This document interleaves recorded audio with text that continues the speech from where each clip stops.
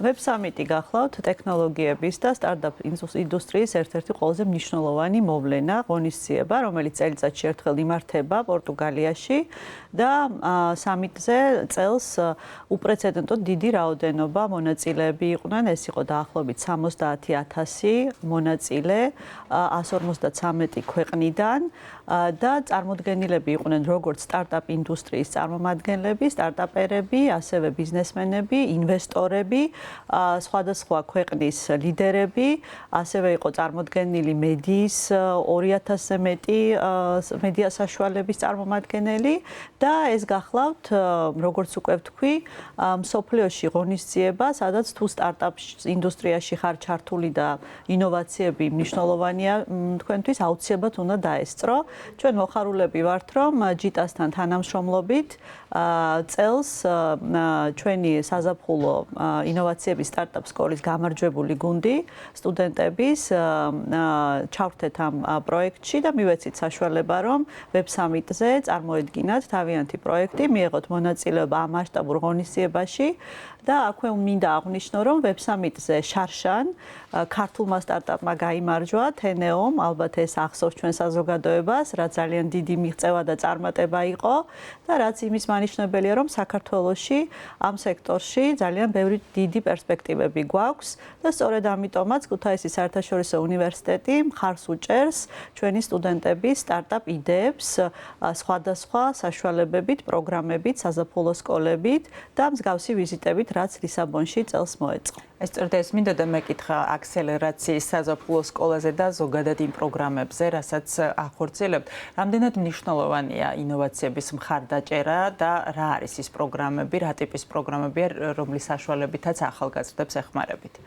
ქუთაისის საერთაშორისო უნივერსიტეტი პოზიციონირებს საქართველოში და რეგიონში როგორც ინოვაციური, ანტრეპრენორული ახალი უნივერსიტეტი, რომელიც 2020 წელს გაიხსნა და ჩვენ პარტნიორობთ ისეთ მნიშვნელოვან ინოვაციურ და ანტრეპრენორულ უნივერსიტეტთან მსოფლიოს, როგორც არის მიუნხენის ტექნიკური უნივერსიტეტი.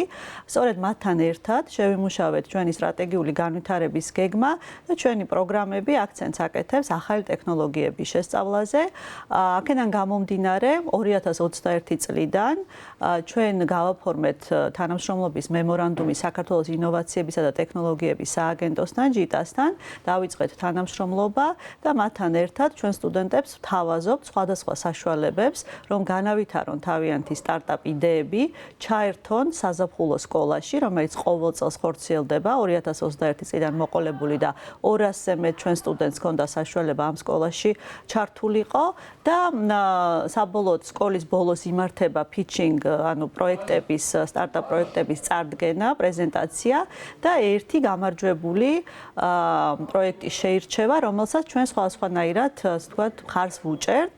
წელს ეს მხარდაჭერა იყო ლისაბონში Web Summit-ში ჩართვა და მონაწილეობა, კვლავ ჯიტას და ქუთაისის საერთაშორისო უნივერსიტეტის ფინანსური მხარდაჭერით და მომავალში კიდევ გეგმავთ, რომ პროექტები დავაფინანსოთ და ასე ხელი შეუწყოთ ჩვენი სტუდენტების ინოვაციურ იდეებს. და სწორედ იმ სტარტაპის წარმომადგენელია ჩვენთან, რომელმაც გაიმარჯვა და რომელიც სტარტაპის წევრებიც იმყოფებოდნენ Web Summit-ზე.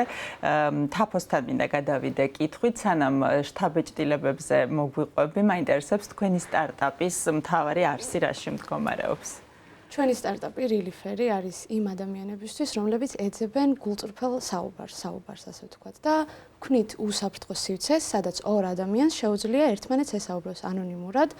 ალბათ ყველამ ვიცით, რომ ბევრ ადამიანს აქვს იმის პრობლემა, რომ დარდი გაუზიაროს ერთმანეთს, ასე ვთქვათ და უჭირთ საკუთარ გრძნობებზე, პრობლემებზე საუბარი. სწორედ აქედან დაიბადა რილიფერის იდეა და სწორედ ამიტომ შევქმნით ეს პლატფორმა. უფრო კონკრეტულად რომ ავწეროთ, მომხმარებელს რეგისტრაციისას შეხვდება სპეცკითხვარი, რომლის შევსების შემდეგ მისი ფსიქოტიპის შესწავლა იქნება შესაძლებელი. ამის შემდეგ ალგორითმი დააწყვილებს მისთვის სპეციალურად განკუთვნილ შერჩეულ ადამიანთან. ეს ყველაფერი იმისთვის ხდება, რომ ამ ორი ადამიანისთვის დიალოგი ყველაზე ნაყოფიერი იყოს. ასაკი შეუზღუდავია, ხო? ასაკი, რა თქმა უნდა, შეუზღუდავია. იდეა საიდან წამოვიდა? ხომ არ არის ერთ-ერთი პრობლემური ეს თქვენი თაობისთვის, რატომ გაგიჩნდათ ეს იდეა? ჩვენ კამპუსზე ვცხოვრობთ უნივერსიტეტში და ხშირად იყო ეს პრობლემა, რომ ერთმანეთთან საუბარი ადამიანებს უჭირდათ და საერთოდ მენტალური პრობლემები ძალიან პოპულარულია, ასე ვთქვათ, სამწუხაროდ დღევანდელ საზოგადოებაში. დაახლოებით 10-დან 4 ადამიანს აქვს სხვადასხვა სახის მენტალური დაავადება და სოფლიოში 264 მილიონ ადამიანს აქვს სფოთვითი აშლილობა. და სწორედ ამის გამო გადავწყვიტეთ, რომ შეგვექმნა ესეთი აპლიკაცია. ეს აპლიკაცია ჯერ მხოლოდ იდეის დონეზეა თუ გარკვეულწილად უკვე ჩაეშვა? ჯერჯერობით მხოლოდ ბეტა ვერსია გვაქვს და ფსიქოლოგებთან ერთად მუშაობთ კითხვარის ჩამოყალიბებაზე, რადგან ძალიან რთულია ისეთი კითხვარის შედგენა, რომელიც ზედმეტად პირადულ ინფორმაციას არ გამოსდალავს ადამიანს და ასევე შეისწავლის მის სიკოთიბს იმ დონეზე, რომ მეორე ადამიანი შეურჩიოს სასაუბროდ. რომ იყოს ეთიკური მაქსიმალურად.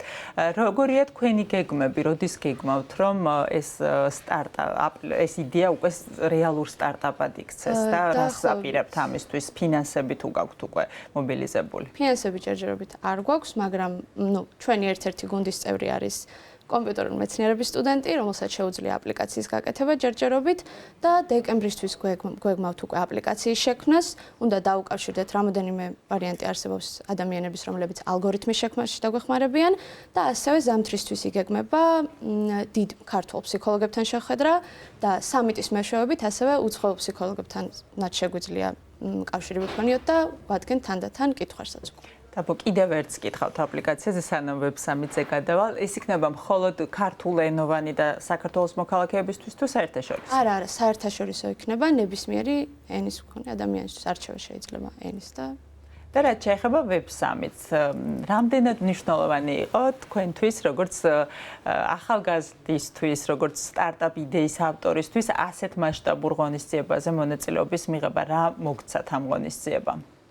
თავიდანვე მივხვდით იმას, რომ შეუდარებელი შესაძლებლობა იყო ნეტვორკინგისთვის ეს ყველაფერი და დავისახეთ ის მიზანი, რომ რაც შეიძლება მეტი ადამიანი გაგვეცნო, რაც შეიძლება მეტი ინფორმაცია მიგვეღო და მიგვეღო ისეთი რჩევები, რომლებსაც სხვაგან ვერ მივიღებდით, რადგან ერთ-ერთი ყველაზე მასშტაბური ღონისძიებაა ტექ ინდუსტრიაში, როგორც ახსენეთ.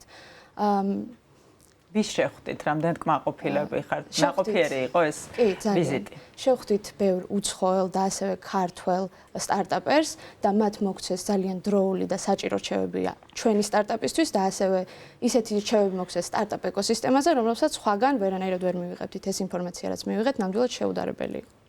ძალიან დიდი მადლობა, მაგდა ისო თქვენთან გადმოვალ კითხვით, აი ვახსენეთ ფინანსები. ერთია, რომ არსებობს იდეა და მეორეა, რომ ეს იდეა უნდა განხორციელდეს, რომლისთვისაც რა თქმა უნდა თანხებია ძალიან მნიშვნელოვანი.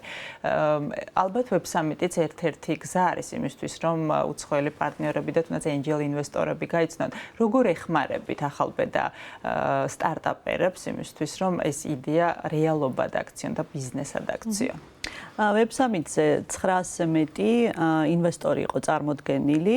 სტარტაპები იყო წარმოდგენილი კატეგორიების მიხედვით, ანუ ვის რამდენი დაფინანსების მოზიდვა სჭირდებოდა და ერთ-ერთი ყველაზე მნიშვნელოვანი ჩემი აზრით და სასარგებლო შედეგი სტარტაპისთვის ვებ-სამიტში მონაწილეობის არის სწორედ ის რჩევა, რომელსაც ინვესტორი, რომელიც აფინანსებს სხვადასხვა კომპანიებს და უამრავი სტარტაპი აქვს მხარდაჭერილი, გაძლევს. ანუ ეს რჩევა საქართველოში ასეთ რჩევის მოპოვება ძალიან რთულია და მე ვთვლი, რომ ამ გუნდს, რომელიც მონაწილეობდა წელს ვებ-სამიტზე, სწორედ ეს უნიკალური შესაძლებლობა მიეცა.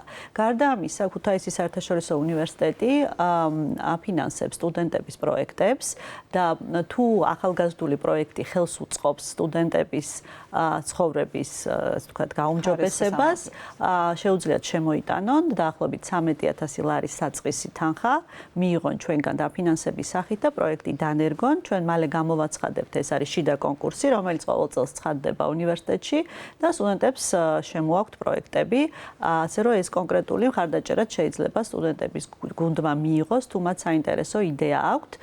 ნუ გარდა ამისა, რა თქმა უნდა, მნიშვნელოვანია ის, რომ უნივერსიტეტში პროფესორების უმეტესობა არის წარმოდგენილი ინდუსტრიიდან, ანუ მათ აქვთ გამოცდილება უკვე სტარტაპებთან მუშაობის, არაერთ კომპანიაში თვითონ ინვესტორები არიან და აი ეს ბმაც და ეს კავშირები, რასაც სტუდენტსა და პროფესორს შორის ჩვენ ხელს ვუწყობთ, გვაძლევს იმის კარგ შესაძლებლობას, რომ პროფესორებმაც ვთქვათ, თუ დაინტერესდებიან სტუდენტებთან ერთად სტარტაპ კომპანიები და ასე ვთქვათ, მიმართულებები განავითარონ. ძალიან დიდი მადლობა. ეს არის მოკეთ ერთი მინდა დავამატო. წელს ძალიან მნიშვნელოვანი იყო ის, რომ საქართველოს იყო წარმოდგენილი თავისი, ასე ვთქვათ, ბუთით, თავისი, ასე ვთქვათ, გამოფენაზე ქონდა ძალიან საინტერესო. რამოდენიმე კომპანია იყო წარმოდგენილი საქართველოსთან და 20-ზე მეტი სტარტაპერი იყო წარმოდგენილი და როდესაც ჩვენ შემდგომ ვესაუბრეთ მონაწილეებს, უცხოელ მონაწილეებს, ძალიან კარგი შეფასება მიიღო საქართველოს წარმომადგენლობამ, ასევე იყო წარმოდგენილი ჩვენი ვიცე-პრემიერი ლევან დავითაშვილი სიტყვით, ისაუბრა მან თუ როგორ უწყობს და როგორ შეიძლება სახელმწიფომ ხელი შეუწყოს ინოვაციებს და სტარტაპებს და ეს ყველაფერი ძალიან კარგ საშუალებას აძლევს საქართველოს, რომ ისე დიდ ღონისძიებაზე და ისე დიდ მასშტაბურ ტექ გიგანტებთან ერთად წარსდგეს როგორც ქვეყანა, სადაც ინოვაციებს და სტარტაპებს ხელი ეწყობა.